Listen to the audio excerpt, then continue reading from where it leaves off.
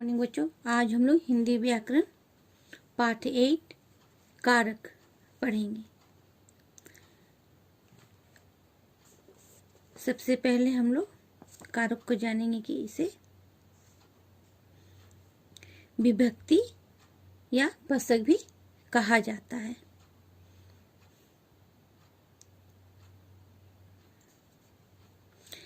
जिन शब्दों के द्वारा संज्ञा सर्वनाम का संबंध वाक्य के अन्य शब्दों के साथ होने का पता चलता है उन्हें कारक कहते हैं।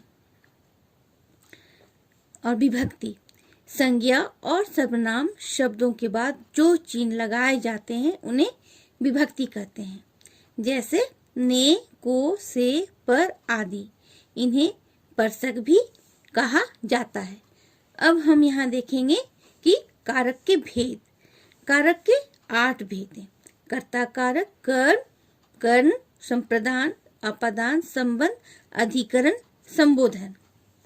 और इन सभी 8 कारक के अलग अलग चिन्ह हैं और इनके चिन्हों के कारण इनकी पहचान होती है। जैसे कि आप यहाँ पर अपने पाठ में देख सकते हैं, ये कारक का एक संक्षिप्त परिचय दी गई है। कर्ता ने कर्म को कर्ण से, संप्रदान के लिए अपदान से, संबंध का के रा रे री, अधिकरण में पर, संबोधन हे अरे। अब जैसे कि यहाँ पर मैं कुछ उदाहरण बता रही हूँ। ने, रवि ने काम को पूरा किया। कर्म को, सोनिया को इनाम मिला। से, कविता कल ट्रेन से दिल्ली जाएगी। संप्रदान, पिताजी बच्चों के लिए खिलौना लाए। अपादान जो से है जो इसको अलग करता है। मोहन छत से गिर गया या पेड़ से पत्ते गिरे। राम अपनी साइकिल चला रहा है। अस्तबल में घोड़े हैं। हे प्रभु उसे सद्बुद्धि दो।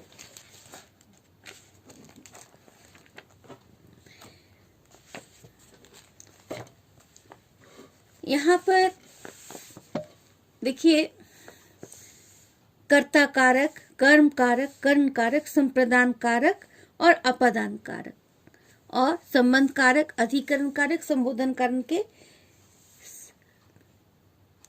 डेफिनेशन दी गई है। कर्ता कारक संज्ञा या सर्वनाम के जिस रूप से क्रिया करने वाले का बोध होता है उसे कर्ता कारक कहते हैं। इसका चिन्ह जो है ने है और ऊपर दिए गए चिन्ह जो है ने चिन्ह का प्रयोग किया गया है। अतः ये राम और मोहन कर्ता कारक है। कर्ता कारक की पहचान के लिए किसने अथवा कौन प्रश्नवाचक शब्द का प्रयोग किया जाता है। कर्ता कारक की पहचान के लिए, यहाँ पर मैं अंडरलाइन कर रही हूँ, कर्ता कारक की पहचान के लिए किसने और कौन प्रश्नवाचक शब्द का प्रयोग किया जाता है।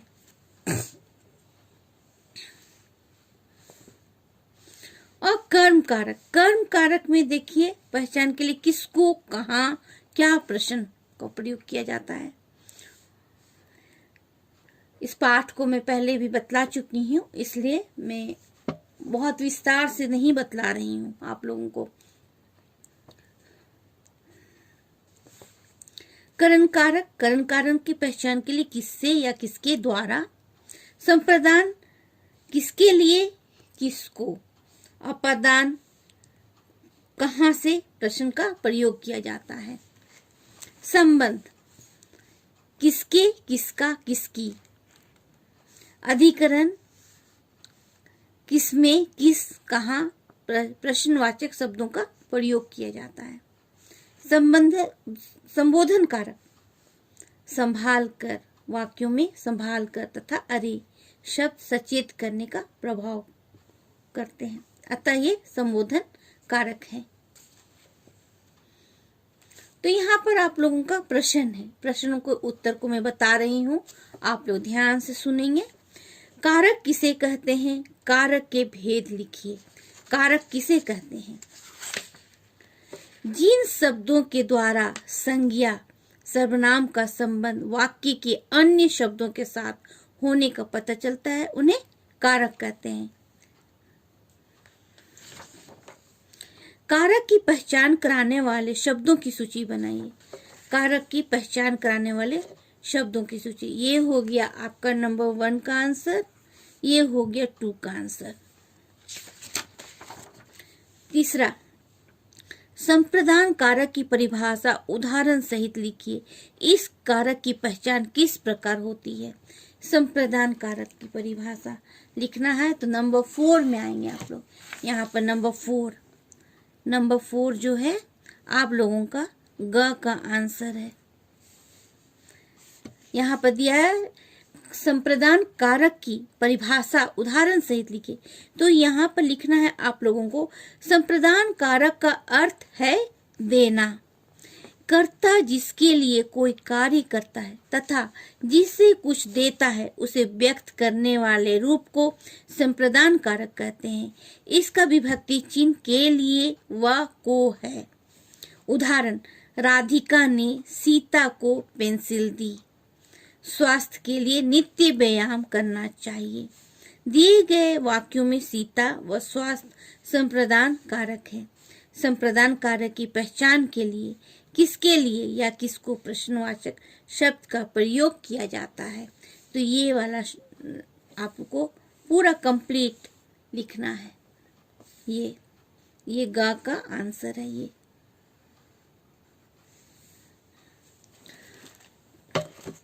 घ नंबर, कर्ता कारक से अधिकरण कारक तथा विभक्ति चिन्ह कहाँ लगाए जाते हैं, स्पष्ट कीजिए। पेज नंबर 50 का विशेष यहाँ पर देखिए। घ नंबर, घ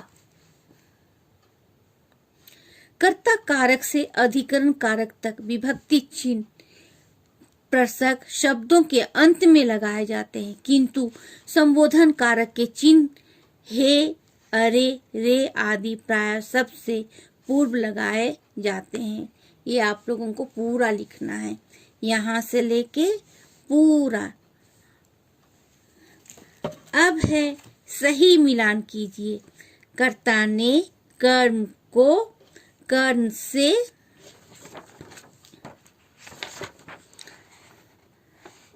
संप्रदान के लिए अपदान से संबंध का के की अधिकरण में पर और संबोधन हे, अरे।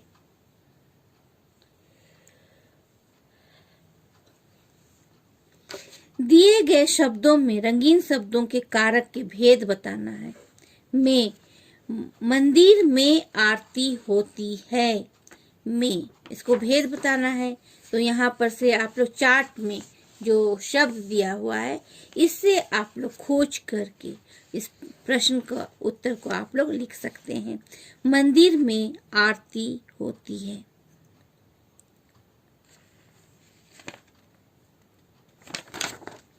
संजीव को संतरा दे दो।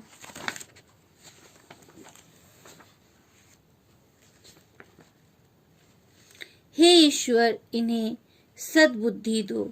सिपाही ने चोर पकड़ा। इस स्थान से बदबू आ रही है। वह सीढ़ी के द्वारा छत पर पहुंचा।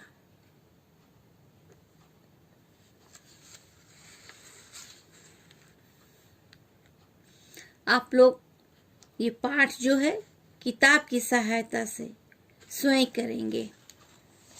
सारा आंसर आपके पाठ में दिया हुआ है। आप लोग स्वयं किताब पढ़िए और इस प्रश्न का उत्तर को लिखिए।